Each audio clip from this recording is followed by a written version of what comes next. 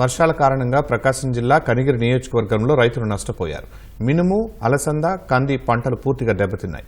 కనిగిరి మండలం చినయిళ్లపాడులో మగాణి భూముల్లో ఆరబెట్టిన వరి ఓదెలు వర్షానికి తడిసిపోయాయి.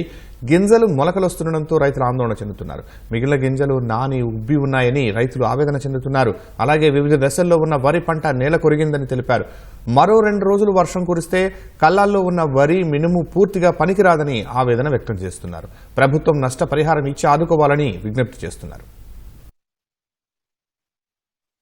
నేను 2 ఎకరాలు బీపీటీ 5204 వరి నాటాము. వర్షానికి ముందుగా కోసి పెట్టామండి. ఈ వర్షం 3 రోజుల నుంచి మోస్తారు వర్షం కురుస్తూ ఉంది. వదిలిపెడుతున్నామండి.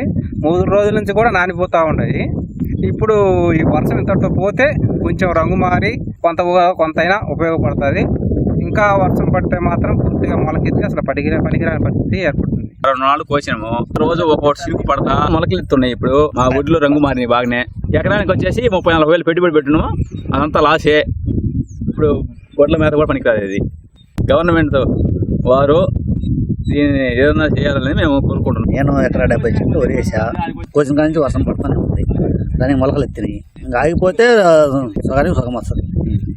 మళ్ళీ కొనసాగితే అసలు పూర్తిగా